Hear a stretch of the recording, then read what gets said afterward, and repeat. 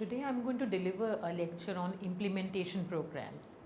So after I finish my lecture, you will understand the need for implementing prevention programs, learn the various issues in implementation and the types of implementation programs that are there.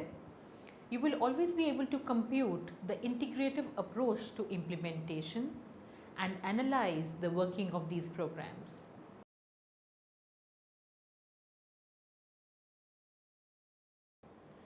Let me give you an introduction to community and preventive programs.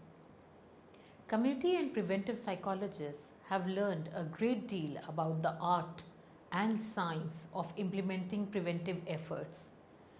Bringing good ideas and sound procedures of the kind that you read about in enduring practice are quite possible.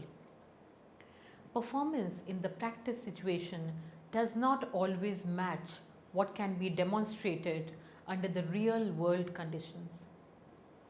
These challenges are made clear in the following study that I am going to quote, which investigated the effectiveness of community-based substance abuse prevention programs.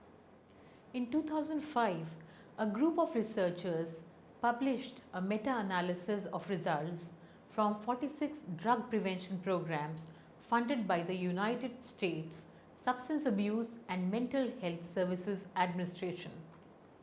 It was established in 1992 to make substance use and mental disorder information, services and research more accessible. SAMHSA, as it is known, is a public agency within the US Department of Health and Human Services.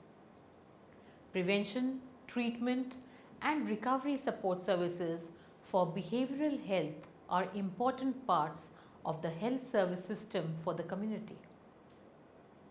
The services work to improve our health and minimize costs to individuals, families, businesses and also the government. However, people suffering from either substance use and mental disorders or both because of their illness are often excluded from the current health care system and instead have to rely on the public safety net programs. Last year alone, approximately 29 million people in need of substance abuse treatments did not receive it. Further, an estimated 10.6 million people reported an unmet need for mental health care. Now that's a whopping number. The gap in service to this population unnecessarily jeopardizes the health and wellness of people and causes a ripple effect in costs to American communities. A wide variety of programs were involved, but all were focused on the prevention of child and adolescent substance abuse. All targeted high-risk youth. Some programs focused on in-class instruction about substance abuse, while others were designed to teach children specific skills such as how to refuse offers of drug and alcohol, and still others were recreation oriented. The evaluations covered a total of 5 years over 46 sites around the United States. The meta-analysis included the computation of effect size, a statistics that in most cases ranges from 0 to 1. The results were extremely disappointing. The mean effect size over all the sites was almost 0.02, which is almost 0. Even more discouraging was that at 22 of the 46 sites that were studied, the effect sizes were negative, indicating that the comparison groups demonstrated less substance abuse than the participant groups after the intervention.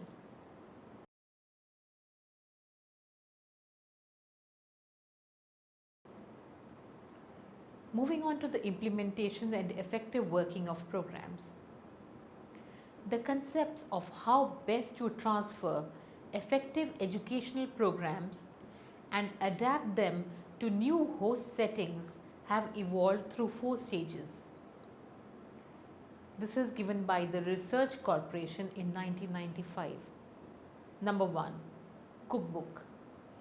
In the 1970s, it was believed that programs had to be thoroughly discussed, ideally in kits that could be followed precisely step by step.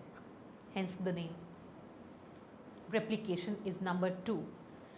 Later, model programs were replicating by having staff trained in the methods used by program developers and then bringing these methods back to specific settings to be carried out as similarly as possible, but with some room for adapting to the settings. Number 3 is adaptation. By the late 1980s, models were understood to require adaptation to the unique context of the host site, ideally by having the developer serve as a consultant in making the necessary changes. And finally, invention or innovation. Recently, models have been seen as sources of ideas and inspiration rather than procedures to replicate or adapt.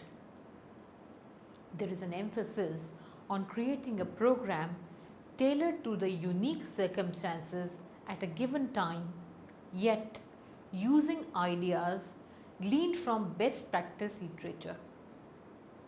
When we say that implementation prevention in real life settings is as much an art as it is a science, we do not mean that one is more important than the other. Scientific programs must underlay implementation efforts. It will not just happen in the cookbook approach that was used in the 1970s. Prevention programs cannot just be replicated or even adapted to a local setting. There must be a true innovation involved in every implementation. But that innovation must be based on real knowledge. Here is where an ecological understanding of the settings, the community, and the diversity is so helpful. Adopting an action research model can help ensure that you are continually generating the knowledge needed to inform innovative implementation. Let me reiterate the 4 steps that I have already talked about. Number 1 was the cookbook. The name is given because it has to be followed step by step. Number 2 is replication in specific settings. Number 3 is adaptation, bringing about necessary changes. And 4th is invention, whereby we need to have ideas and inspiration both.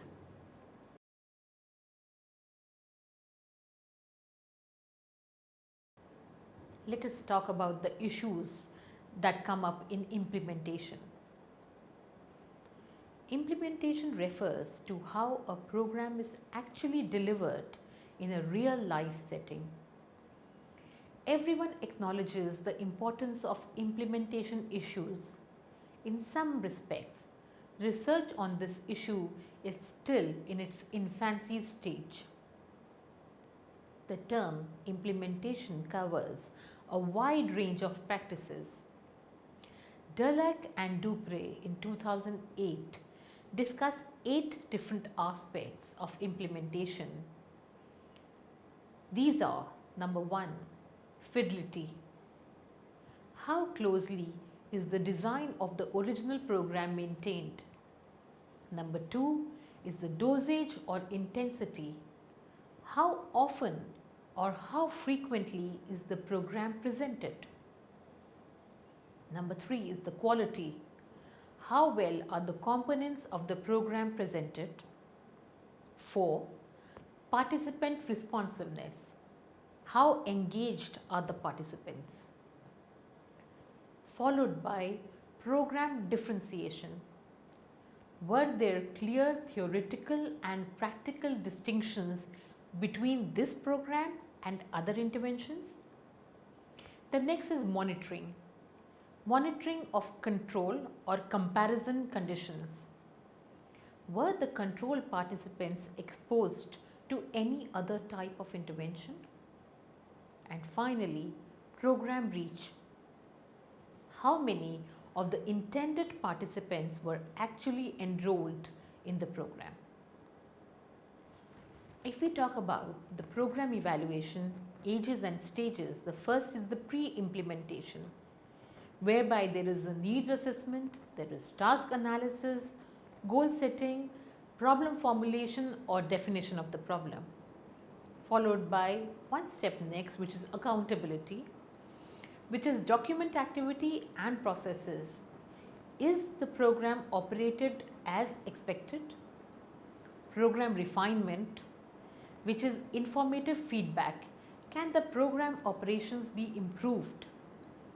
Achieving objectives, short or intermediate term outcomes, and finally the program impact, which is the summative evaluation measuring change and effectiveness.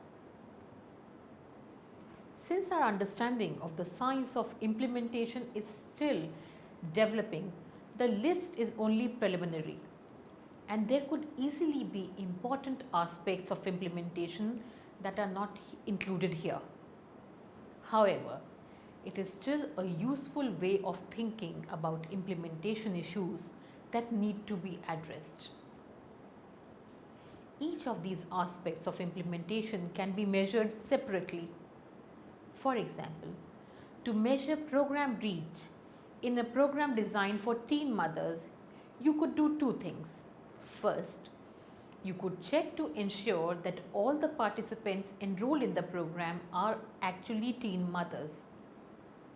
And second, you could look at public health data regarding the number of teen mothers in your area and compare that number to the number of participants in your program. To measure participant responsiveness, you could look at the attendance in the program. If the participants are not actively involved in a program, they will often just stop attending the program.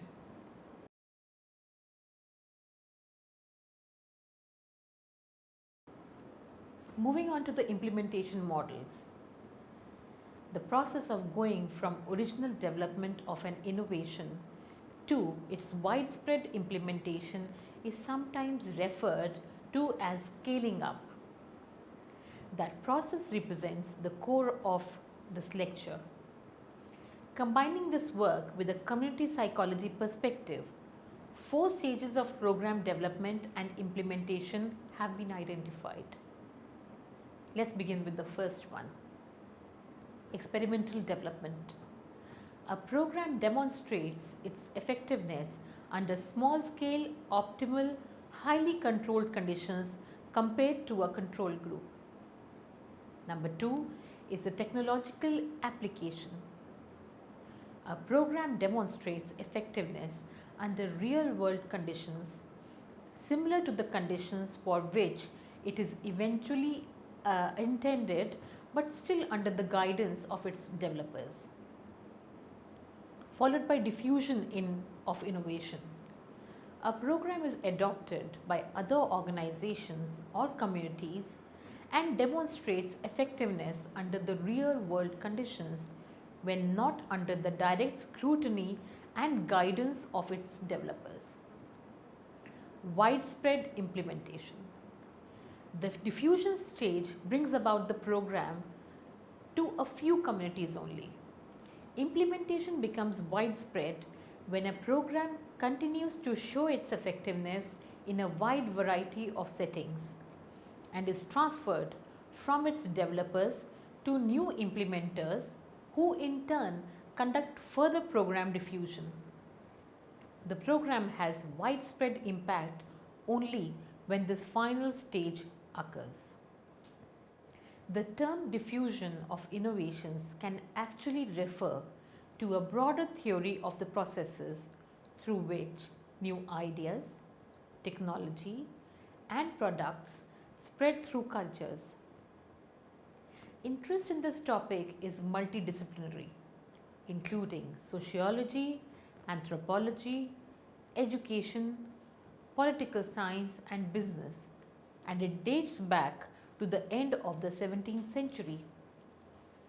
In 1962, Everett Rogers published a textbook titled Diffusion of Innovations, which standardized some of the ideas in this area, which is also known as technology transfer. While this research is not specific to the dissemination of preventive programs, it is certainly useful to summarize it here. Rogers stated that in order for an organization or an individual to adopt a new idea, a 5-step process must occur. In his last writings, he termed these stages as knowledge, persuasion, decision, implementation, and confirmation. In relation to the dissemination of prevention programs, the first 2 stages mean that the potential adopters of the program need to be aware that the program exists, and they must be presented with sufficient evidence regarding the benefits of the program to persuade them to adopt it. After the decision to adopt is made, the program is then implemented.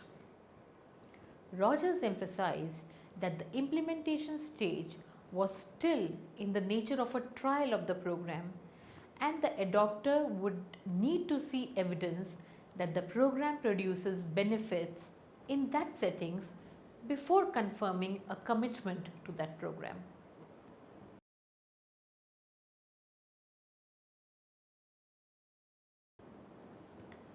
Let me talk about an integrative approach to implementation. Dissemination and implementation, which attempts to describe the key elements and relationships involved in this process. The model describes 3 systems: the prevention synthesis and translation system, the prevention support system, and the prevention delivery system. This model is not meant to describe the stages or processes involved in program dissemination and implementation. Rather, it describes the systems that need to be in place in order for these processes to be successful. The prevention synthesis and translation system addresses the fact that information regarding promising prevention approaches is often difficult to access. It is published in multiple journal articles, often in specialized language and without the level of detail necessary for program adoption. This system acknowledges the need for someone to find all the information, synthesize it, and translate it into a form that is useful for the potential adopters. The prevention support system addresses the capacity of organizations and communities to successfully adopt new innovations. This concept of capacity is so important that I will discuss it in detail later in this section. One very important part of a good prevention support system is to provide significant training and technical support to adopters of a prevention program. This can help to develop the organization's capacity to successfully implement the program. The basic result from the research is simple but very profound. Sites that demonstrated better program implementation, specifically closer fidelity to the original program and higher dosage levels, had effect sizes 2 to 3 times higher than sites demonstrating poorer program implementation. The researchers then went on to look specifically at which factors the greatest effect on the implementation process had. They listed 23 factors that were each identified as impacting program implementation in at least 5 of the articles they reviewed. Those 23 factors were grouped into 4 categories. By far, the largest portion of the factors, that is 11 out of 23, related to the organizational capacity of the prevention delivery system.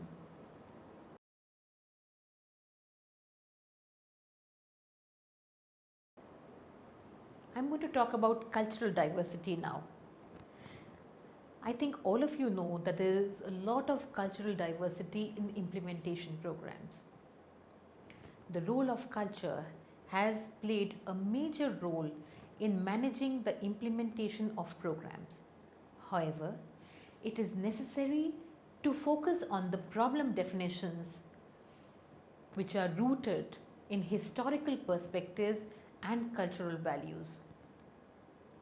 For Native American communities, many of the mental health programs are seen on some reservations, such as on substance abuse and depression, and are a direct result of historical attempts by European Americans to destroy Native American cultures, traditions, and religions.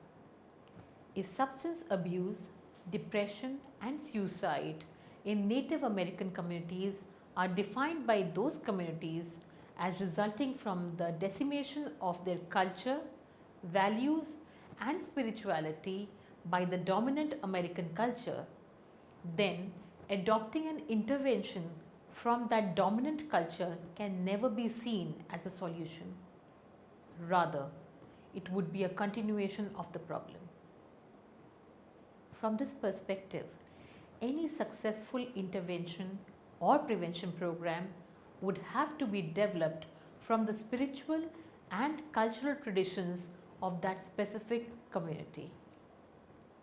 Because of the fundamental problem is not depression, but rather the forced separation of community members from traditional approaches to understanding the world, then interventions should be judged by how well they attempt to address the fundamental problems.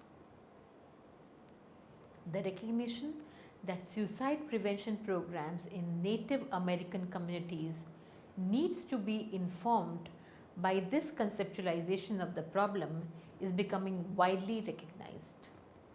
In fact, the recent guide to suicide prevention among Native American and Alaskan Native youth, published by the US Department of Health and Human Services in 2010, lists historical trauma as a risk factor and cultural continuity as a protective factor.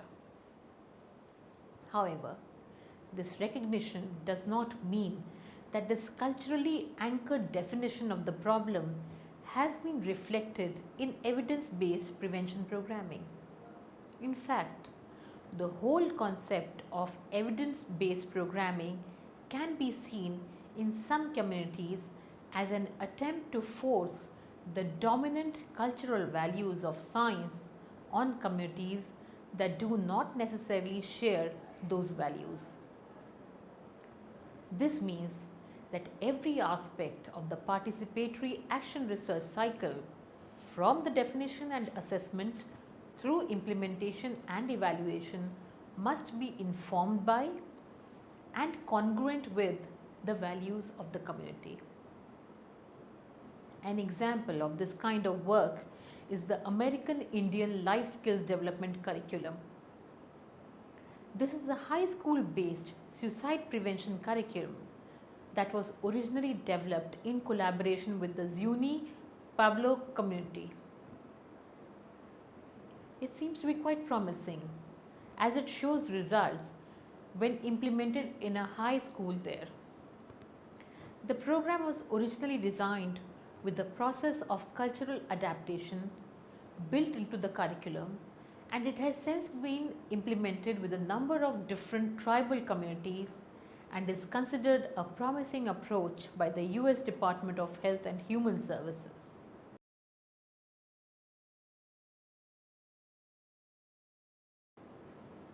Let me summarize the lecture that I have delivered to you. The goal of the implementation programs is to strengthen the whole community and address the key issues irrespective of anything else. All these programs have their largest effects when they are systematically applied in conjunction with other programs and services. For example, home visiting programs demonstrate some of their largest effects when they are offered in conjunction with high quality daycare and when they focus on connecting families with other services in the community. The process of spreading an effective program to many settings consists of 4 stages. Number 1, the experimental development. Number 2, technological application. Number 3, diffusion of innovation. And number 4, widespread implementation. This process is sometimes termed scaling up. 2 general types of models have been developed to help explain the gap between prevention researches, the first 2 stages, and the practice, which is the last 2 stages. These are referred to as research in practice models and community-centered models. The interactive systems framework for dissemination and implementation is an attempt to develop a comprehensive model of implementation which integrates the 2 general types of models.